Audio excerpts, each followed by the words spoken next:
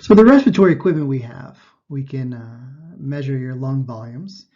And to be honest, the pod actually measures flow. There's a little mesh, and when you blow it, moves it inside there and tells the computer. And flow is volume per time, and so you can take the integral, use calculus, and figure out what the volume is. It'll calculate it, but the computer would do that for us. What's interesting is that if we were to just look at the raw data, pick it up, start breathing into it, we're gonna go like this, breathing in, out, in, out, in. And if you notice, it's drifting downwards, isn't it? And the reason is each inhalation is going to be this much volume, but the exhalation is going to be just a small percentage more.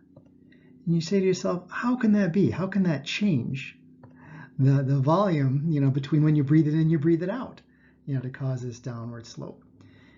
The reason being, as I gave away the answer above, is that air is going to be warmed as it goes in your lungs, considering you're in a normal room temperature classroom.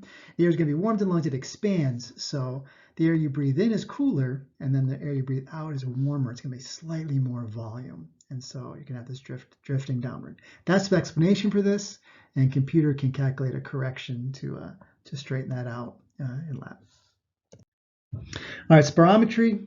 This is, you guys, I've talked about it in class when we actually had a class and in person, and so you guys understand. But just real quick review. You know that this in and out is the tidal volume, just in and out like the tides, right? And it's only about 500 mils, so not that much for normal shallow breathing. But you have the ability to really crank it up. And here we're talking about 3 liters, something crazy like that. You have this capacity, this inspiratory reserve, this inspiratory breathing in reserve that you can call onto if you need to. So it's just amazing. And breathing out, a normal exhalation is here, but you can really push it and push out some more. Only about a liter or a little more than a liter over here. So this would be inspiratory reserve volume. This would be expiratory reserve volume. This, of course, is tidal volume. Yeah.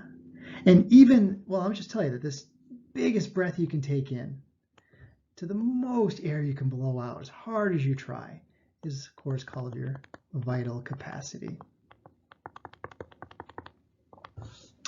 Absolutely. And if you say, is that my total lung capacity? Well, no. You guys too smart for that. You know that you always have a bunch of air in your lungs, a liter, liter and a half, that you can never get rid of. We call that the residual volume. And so together, this will be your total lung capacity. That's all the air in it. But we can never measure residual volume with our typical spirometry equipment because you can't blow that out. It's always the air that's left inside your lungs. All right.